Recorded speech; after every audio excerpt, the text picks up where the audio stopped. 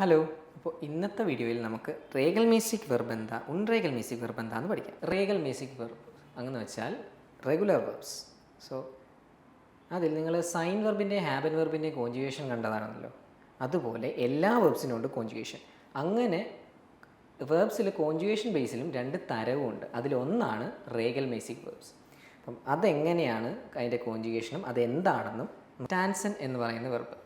ഇപ്പോൾ നിങ്ങൾക്കറിയാമല്ലോ, ഒരു വെർബിന് രണ്ട് പാർട്ടുണ്ട്. ഫസ്റ്റ് അതിൻ്റെ വെർബ് സ്റ്റാം എന്ന് പറയുന്ന പാർട്ടും എൻ എന്ന് പറയുന്ന എൻഡും പാർട്ടും. ഇതിനെ മൊത്തത്തിൽ ചേരുമ്പോൾ അതിനെ വിളിക്കുന്ന പേരാണ് infinitive form of the verb, അല്ലെ ഇൻഫിനിറ്റീവ്. സോ ഈ റേഗൽ മേസിക് വെർബിൻ്റെ പ്രത്യേകത, കോൺജുഗേഷനുള്ള പ്രത്യേകത എന്താണെന്ന് വെച്ചാൽ, ഈ വെർബ് സ്റ്റാമിന് ഒരു കാരണവശാലും മാറ്റം വരില്ല. കോൺജുഗേഷൻ ചെയ്യുമ്പോൾ എൻഡിങ്ങിൽ മാത്രമേ മാറ്റം ഉണ്ടാവുള്ളൂ. നമുക്കൊരു ബൈസ്പിയിൽ കാണാം.